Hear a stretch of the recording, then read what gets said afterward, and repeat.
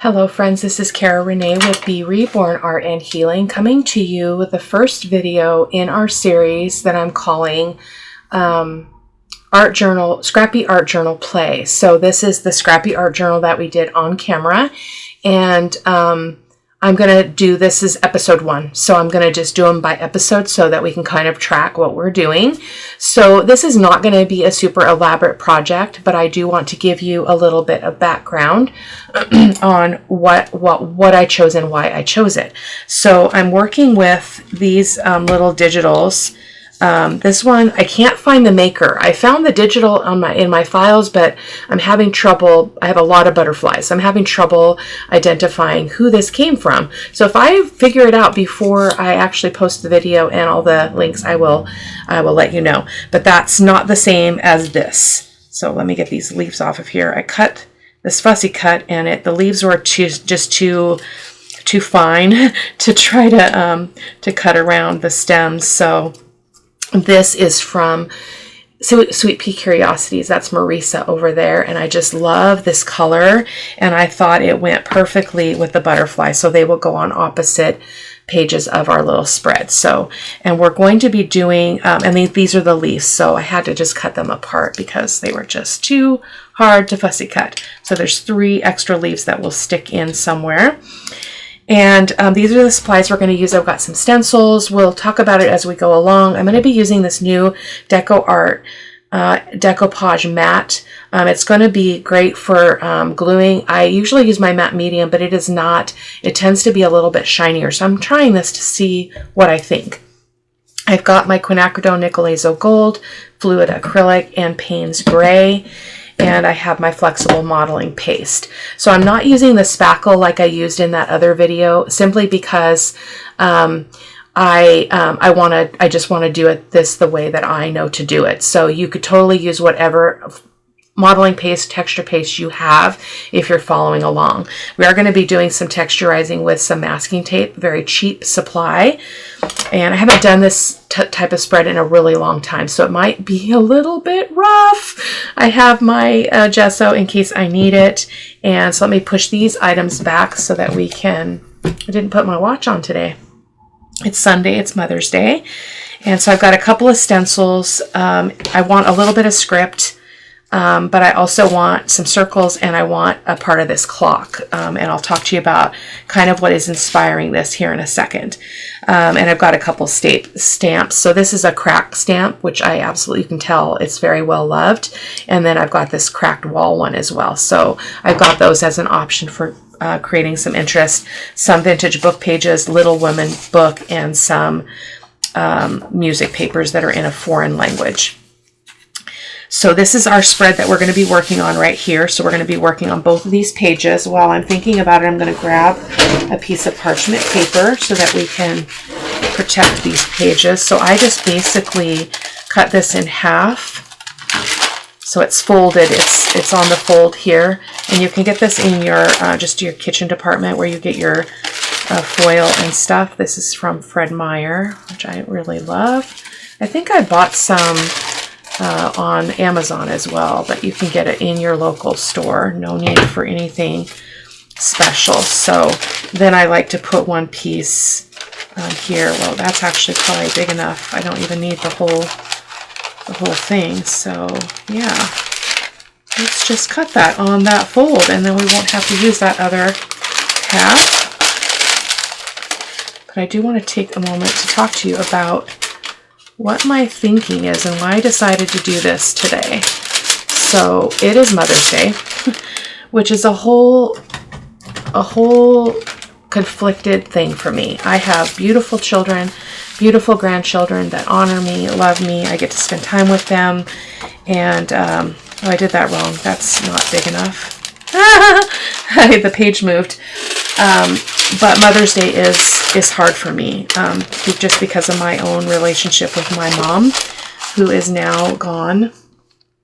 It was a very difficult relationship, and I didn't see her for a really, really long time. So I felt like getting in here, getting a little bit messy in the studio was going to be a good thing for me today. So that's why we're doing this today. So in addition to that, I had an encounter with someone this week that kind of made me reactive, and I wanted to kind of take some time to think about that, and I did. And sometimes when you kind of get offended, or you feel like somebody's kind of picking at you, we get defensive. We want to defend our position. We want to explain away. We want to we have all kinds of thoughts about, who do you think you are, kind of thing.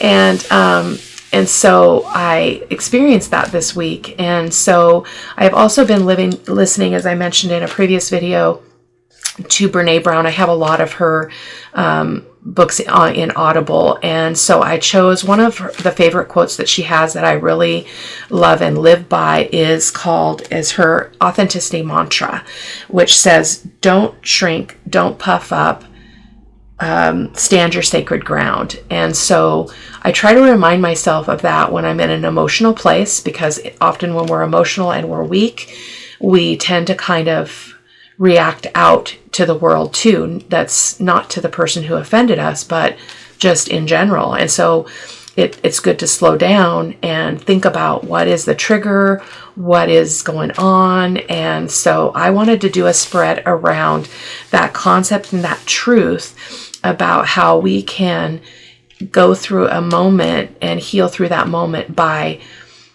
we don't have to sell ourselves out. We don't have to offer our firstborn child an apology for something. We don't have to get ourselves puffed up and think we're better than the other person because they're the one that's attacking or having a problem. So I just feel like it's a good reminder for us in general. So, and then stand your sacred ground. So when you know your truth, and you know that your heart is authentic and that you don't mean any harm by something, then you can stand on that. You can rest in that truth, that you are being authentic. And so I needed to remind myself of that today, both around that issue, but as well as Mother's Day. And there's a lot of loss, and there's a lot of things that are difficult still after all these years to navigate around my mom and Mother's Day. So let's get going. So what we're going to do first, and I wish that I could hold this down. Let me see if I can find a clip here, because that's going to bother me to no end. I think I've got my big clip right here. This one's laying down okay, but I think if I could kind of just clip this right here and just see if I can have grip it. There we go, like so. Yes, there we go. That's not bothering me.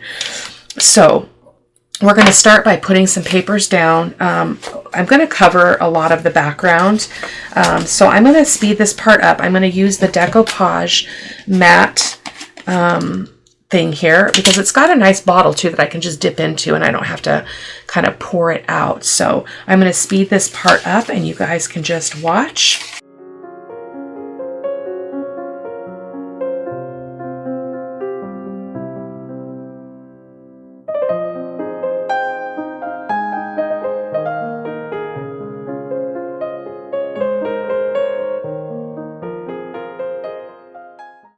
And wondering if you guys can share, how you're doing, and, how is Mother's Day for you? Do you have is your mom still here?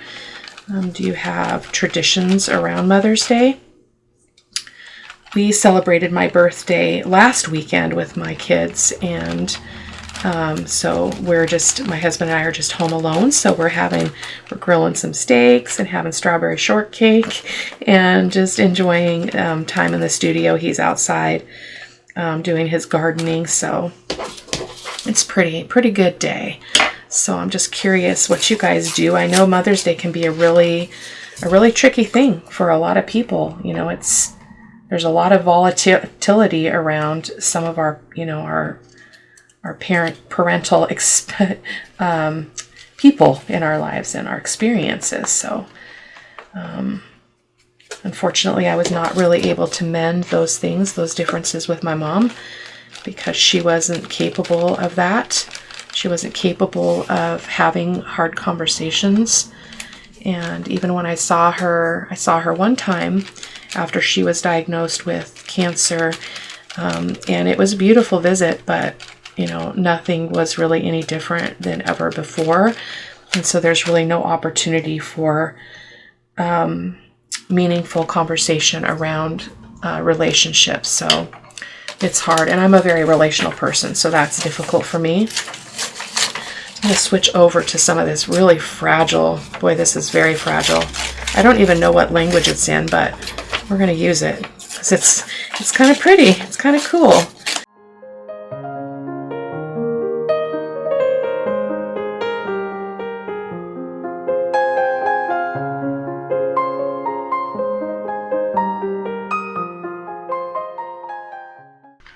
So I'd also be interested to know if any of you guys art journal. So it's different than junk journaling because it's more, in my opinion, it's a different kind of, it's not more creative, it's just a different kind of creativity. And for me, with a different purpose. I can make journals all day long, but they don't have the same emotional effect on me as this kind of creating. So I'm just curious what you guys do. So I'm going to put another little piece over here, and then we're going to call that good. And then we're going to put some masking tape on here. And you could also do the same thing with washi tape, but masking tape is really, you know, it's just one of those things that, you know, you have, right? Most people have masking tape. I'm moving those so I don't get them icky, as well as my focal stuff. So let me set that over there.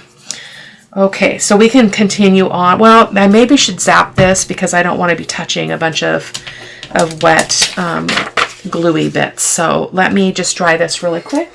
Okay, I think we're good to move on to the tape. So what I like to do is I just tear a bit off, just, you know, a little length, like, you know, like so, and then I do a rough tear. So just kind of do whatever, you know, suits you. So I'm going to go ahead and I'm going to kind of go around where my focal point is going to be. So I'm going to put some tape here.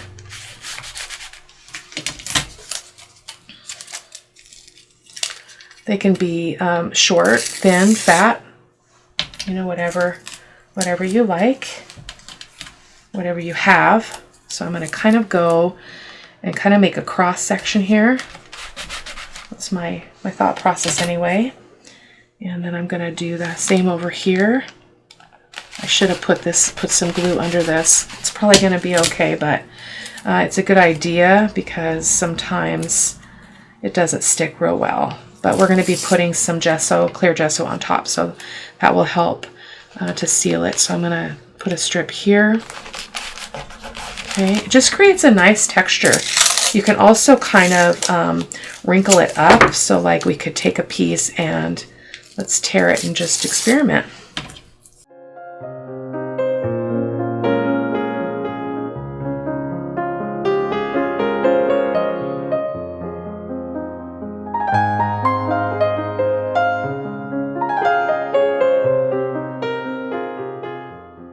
So now we're going to go ahead and go over this with a coat of clear gesso. And the reason why I'm doing that is because anytime you use a decoupage kind of medium, you get kind of a smooth surface, and a lot of times things won't stick to it as well. So I'm going to go ahead and do that really quick.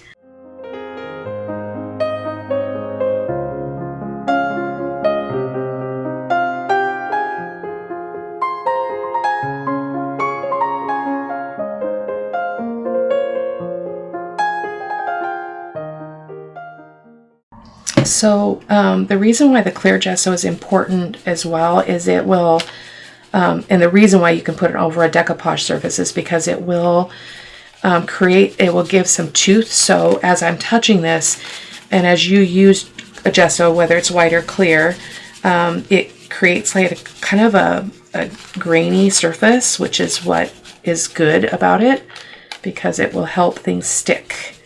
So it's sort of like, I don't know if you would, it's kind of like sanding something down, I guess, if I could if I could put it in relatable terms.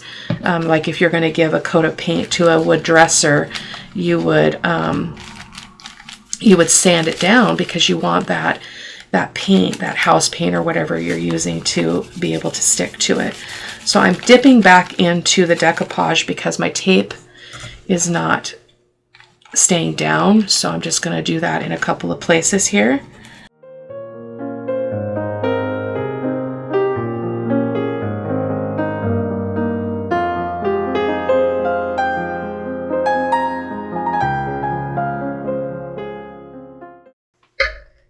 Okay, so the next step is we're going to apply some white gesso to push some of this pattern back. So I've got my little tub here, and let's see if I can get the lid off. Goodness gracious, it's all dried and crusty.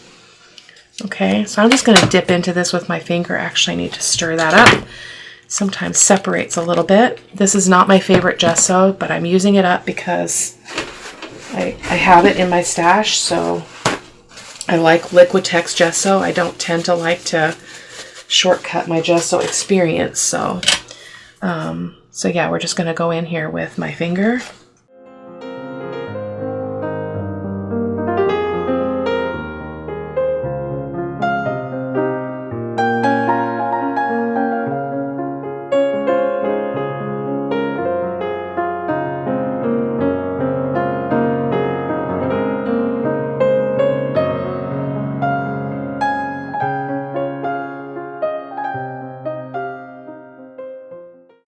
That looks perfect. So I'm just gonna move that gesso. I almost put my book in it. So I'm gonna go ahead and dry this again, and we'll be back to apply some color. Okay, there we go. So we're not doing a whole lot of color. Like I'm gonna do some dark splatters, or the quinacridone Nicolazo Gold, but I'm gonna keep everything else pretty light. I forgot I put one away that I meant to get out, the Nicolazo Gold, Nicolazo Yellow. So I'm just thinking about how I want to apply that. How do I want to apply it?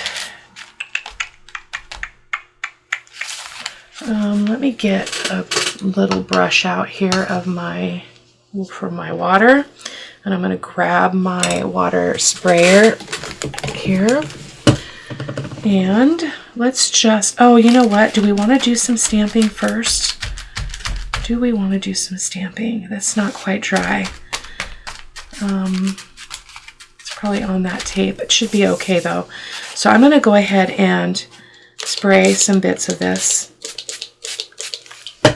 and get this Nicolazo Yellow. So you're not going to be able to see this because my spread is a little bit too big to keep everything in camera. So I'm just putting a dot of the paint on my table there. Let me zoom this back out. I kind of zoomed in, so give me a second. Oops, right there. How's that? Just for the moment. I don't want to be too far away from the project though. That's my concern. Okay, let's give that a try. So I just want to get some base color on here. So I'm not going to overthink it. Just going to get it down there.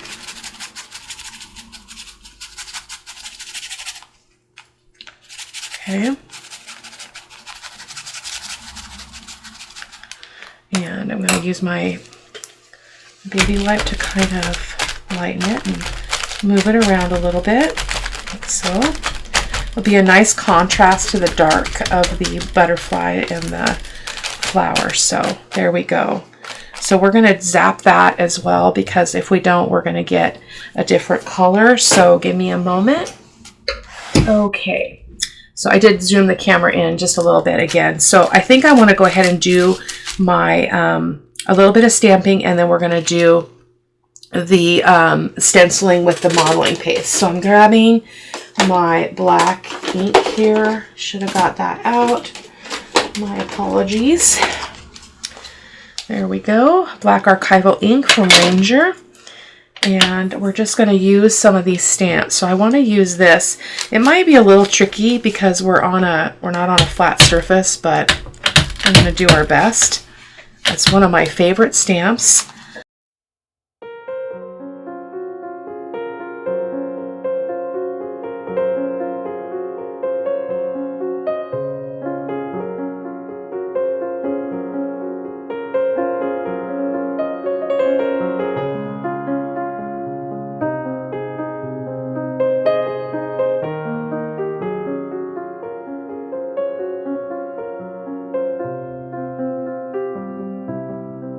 Sometimes I go overboard. It's been known to happen. Okay, so we don't have to wait for that because it is archival ink, so it dries in permanent and instantly. So I'm just switching that because it got curled because of my heat tool. So now we're going to go in with our stenciling, and then we're going to do a raw umber glaze on this. So I've got a couple palette knives. I usually, it depends on what I'm stenciling. So I'm going to start with the script. So it's a little bit big. I'm waiting for one to come from Amazon because I'm struggling. I'm struggling with script stencils. So I'm just going to use my Liquitex flexible modeling paste.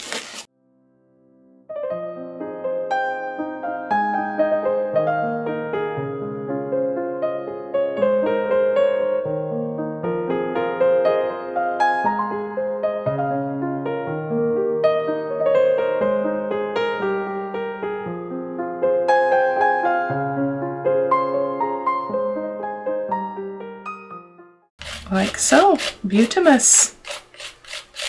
All right. The next, well, I'll dry this when I'll wash that when I dry. I'll wash that while this is drying. I don't know if I'm going to use the clock. I really did want it, so I wonder if I can put one here down at the bottom. I think I want to do that. It was speaking to me, so I want to honor that. I'm going to switch to my other palette knife because it's a little bit bigger for a bigger stencil. So I'm going to get some modeling paste there. And I'm going to guard that area because I don't want to set this in there, but I'm going to put this clock down here on the bottom and hope for the best. Okay, get my fingers out of the way. It's a lot.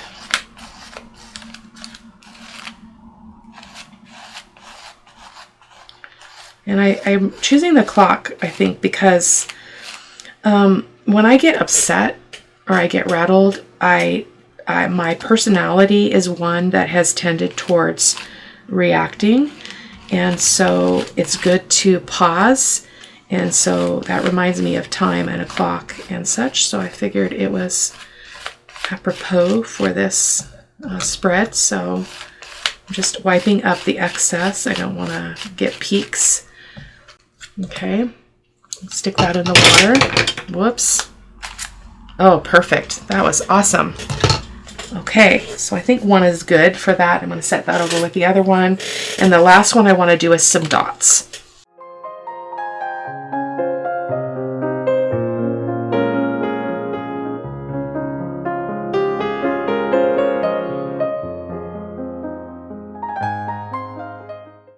Just get a little bit of dots there. Boom.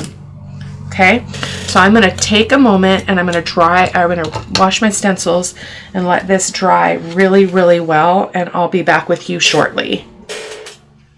Okay, we are ready to move to the next step. So here's just a close-up of what all that texture, stamping, background paper looks like close-up. Usually I show you a close-up before this point in the video, so there we go.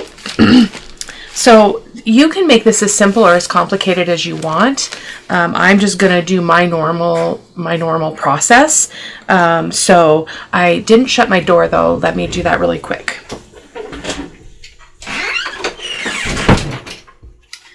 When I have the studio door closed, my husband knows I'm filming. Otherwise, yeah, otherwise it might be a little interruption, which is not a problem. But so what we're going to do now is we're going to do a glaze on this, and I'm going to try to keep it really light. I do need to, Yeah, I'm going to move that over, and so I can show you the mix over here. Still can't see it. Let me zoom back out a little bit like that, just for the moment. So glaze, I use the Raw Umber Fluid Acrylic, and I'm just going to put out about a quarter size, maybe a nickel size, and then I use my Fluid Matte Medium. You can also use glazing medium if you have it, but this is much cheaper, I believe. I haven't really priced glazing medium. Matte medium has gotten kind of expensive, just like gesso has gotten expensive, so who knows. So you got two parts of, by the time that spreads out, it's more of a quarter size, yeah, and 2 of the matte medium. And then I'm going to mix it here on my table. This is just my glass mat. Cleans up really, really, really beautiful. So just mixing that up, we're going to apply this to the entire spread.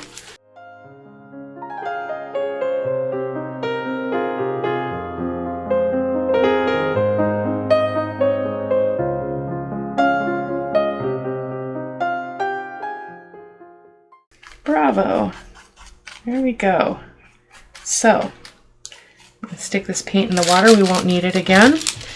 And just so I don't stick my hand in that paint, I'm going to just wipe up this little bit of excess. Okay, and then we're going to go ahead. I'm going to zoom us back in. Boy, the sun just got really bright. Okay. So I like to kind of pounce.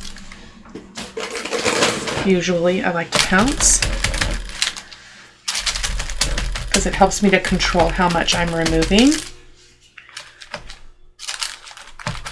We've got a lot of texture on this too, so I'm trying to be careful. I may need to get more of a mix because this is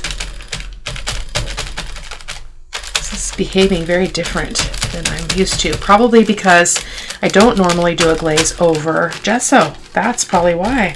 Usually I'm doing a glaze over matte medium, so note to self, it does make a difference. But it's going to be okay. So see how it's a little bit harder to kind of pull that color up. We're used to being able to do that. It's not a problem, but I'm just working a little bit harder at it, it seems. And I'm getting brush strokes, which I'm also not used to, so but it is okay. And that's just because I didn't even think about it. Like, I always put a glaze over a surface with matte medium, not gesso, so it's okay. I love the yellow that's peeking out. That was what I was going for, so just trying to pull up some of that yellow if I can. Some of it disappeared. So now I'm going to zap this again with my heat tool because we don't want to move on until we have that done. Just a moment. Perfect. Let me show you a close-up. I don't like those brush strokes, so I don't know that when I chose to do what I did that I was thinking about doing a glaze because I didn't have the supplies out for that. But you can see I've got brush strokes that I can't affect, which I'm not caring for, but it's not going to be a problem. So now we're going to go in with a little bit of color. So I think I want to come in with some of this Nicolazo gold. So I'm going to do the same. I'm going to put it out on my mat here. My glass mat, rather. Okay, and I'm going to get a little bit of water out of my dirty water thing there. And I just want to get some of this here and there. I don't want a lot of it. I just want to accent certain areas. I can move this around. I want to get over, I pulled up some of that texture there. Okay, so I don't want this to overtake. So I'm being very, very cautious.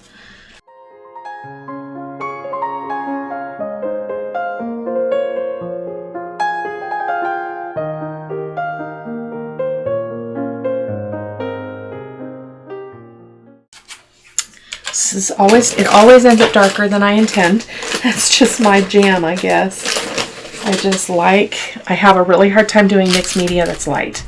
So I'm just going to tap, tap, tap, and kind of, that will help kind of push back that color a little bit. Oh, absolutely gorgeous. Okay, boom. I love it. Love it a lot. So I'm gonna heat set this again, dry it. Hey, I think we're good. I have got to show you this, guys. Look at this grunginess. Oh my gosh. Right up my alley. This is what I needed. This whole style, this feels like me. It feels like coming back to me. And so that's a really good therapeutic thing to do. So I wanted to talk with you a minute about contrast. So I was just thinking about, we've got these oranges and yellows in the background, right? But we've got our focal images are blue. So if you notice, blue is across the color wheel from orange. So it's a great contrast. This is going to be beautiful. I can tell you right now. It's one of the things I forget the most in my journey is how to create contrast in my mixed media, especially because I get so into the dark colors and I forget to think about what is the opposite on the color wheel that will bring this out. Because like if I used a bunch of yellow and I did purple, I would get the same effect. So it's really, really, really cool. So I do want to do one more thing, and that is bring out some, oh, you know, I wanted to use the Payne's Gray. So maybe we'll do the Payne's Gray over a little bit of this texture just with my finger, and then we'll be ready to put our quote and our focal images on. So I'm just getting a little bit of this on my finger. It's very dark. It's a very dark blue, and I'm just going to go over some of this texture. Okay, not a lot, just here and there. Mostly the dots, I think, is what I'm focusing on.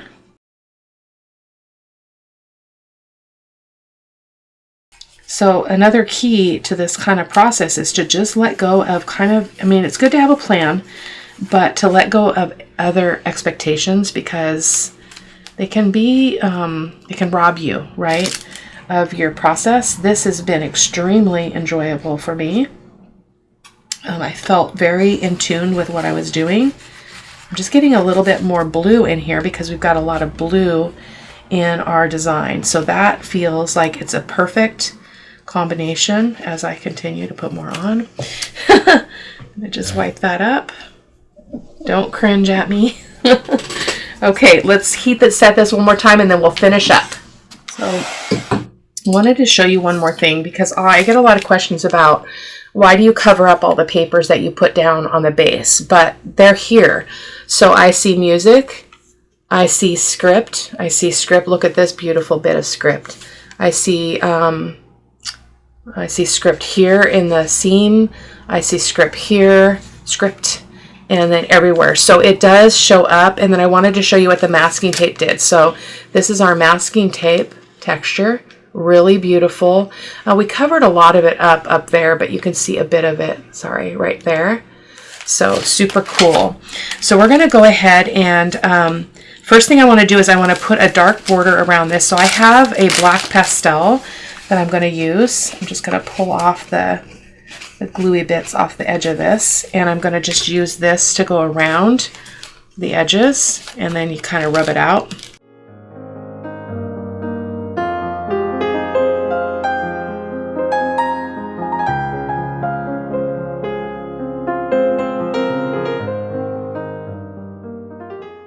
There we go.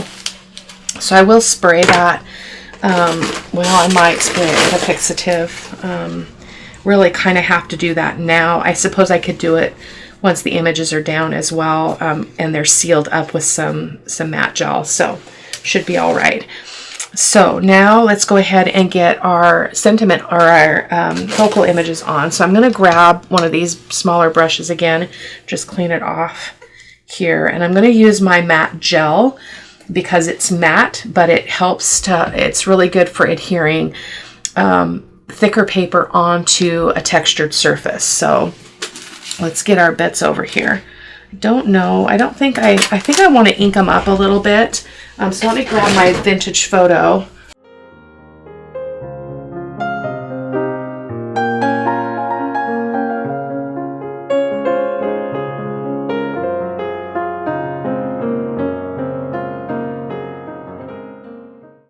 My thought was that it would make more sense for this to go over here, right? Because it's the bigger page, but it's not. It's going to go over here. So I'm going to put that over here, and I thought I would just set this butterfly on the clock like that. Yes! Yes, yes, yes!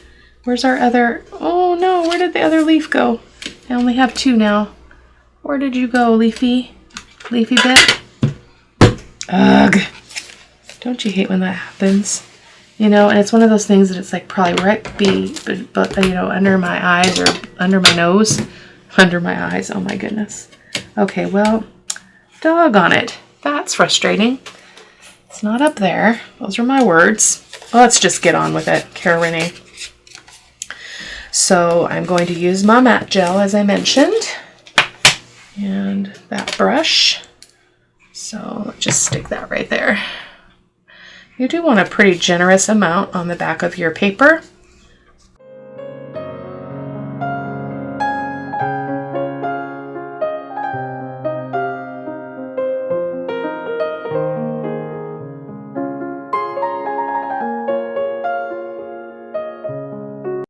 So let's put this down here. Oh, that's so pretty. Oh, that's just glue. Okay, so I'm going to put it right there. Okay, and I'm going to grab a paper towel so I can push it down. Okay. Oh, this has been fun. We're hitting an hour now, but it won't be an hour for you guys because of all the drying time. So that will be removed. Absolutely beautiful. Oh my goodness, I could not have planned that better.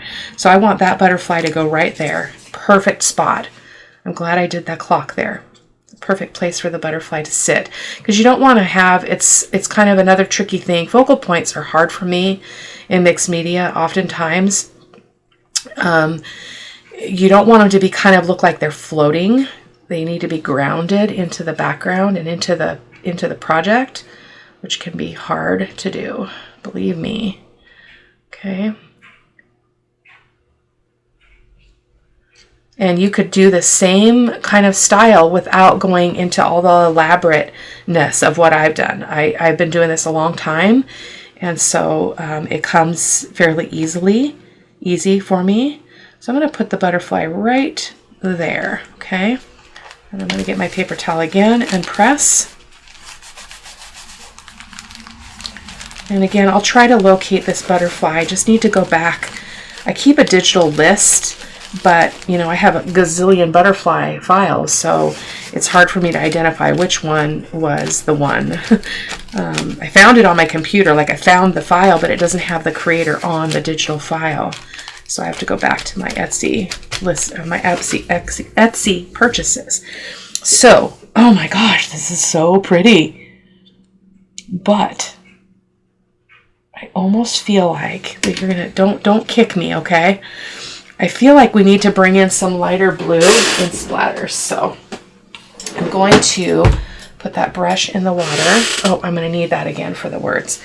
But I'm gonna do some splatters of the blue, but I'm gonna cover these up. So I need to find something to put on them so that we don't get them all splattery.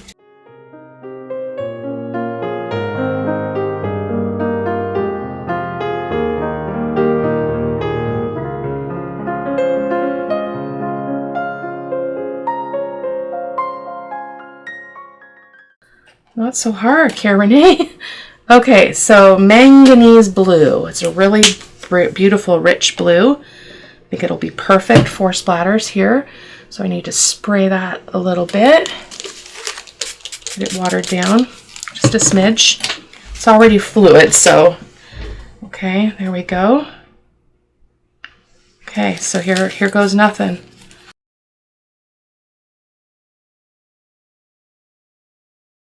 Okay, there we go. That is perfect. I love the splatters. That was a good move. They're a little bit brighter than the colors in the butterfly, but I think it's a nice element. So, and we're going to dry this because I don't know where I'm going to put the words. I want to make sure I don't go over wet paint. So give me a moment. Okay, I think we're good. Let me just show you this close up with the splatters. I keep saying sprinkles, but I think they're perfect. Okay, so last step is our sentiment. So it's don't shrink, don't puff up, stand your sacred ground. So I'm just going to put a little bit of ink around this. I will need to put, I should have put some matte medium on this. I don't know if I'm going to seal this. The only thing that needs sealing is the chalk that I used, or the pastel. It will continue to kind of brush off. So that's can be a problem, but I don't know. We'll see. We'll see, because if I try to put matte medium on the sentiment, it will just make the words run. So I probably won't do that. This is just a Scrappy Art Journal, so you know it's not anything that's going to be in some gallery or contest or something. So we're just going to go with it. So don't shrink is the first one. So I think I'm just going to use my Fabri-Tac in this case. Well, I guess I could just use the matte medium, but I don't want to get matte medium on the top of it, so I am going to just use my my Fabri-Tac. So I was thinking this would be the perfect kind of spread or addition to my my planner thingy that I shared in the past video. So I think I'll just take a picture of it and put a picture of this in my planner. It's perfect. Okay, perfect for it. That's what I mean. Don't shrink. Don't puff up. Stand your sacred ground.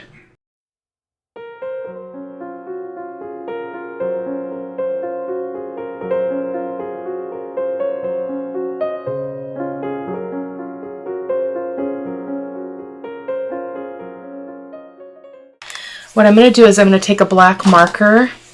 This is just a Faber-Castell Artist Pitt pen. It's permanent. It's India ink. So it is great for making marks. But I think I want to go around the sentiment. I'm thinking about it. You know what? I might think about that. And if I decide to do it, you'll see it in the photos at the end of the video. I don't want to wreck this. So there is our spread in our Scrappy Art Journal. So in case you didn't see the video, this is what our Scrappy Art Journal looks like. So I need to keep a piece of paper in between though, so I don't mess that up. So this is where it starts. So some of these are going to get covered over because the paper's just scrappy, but we've already got some run over from that page. So we've got all this beautiful stuff to work on. It's going to be absolutely fantastic. And I love how flat it lays. I mean, pretty much flat. It's a little bit rough, but a lot better than the other one I had done. So that is it for today, my friends. I will see you in the next video. Take care. Bye-bye.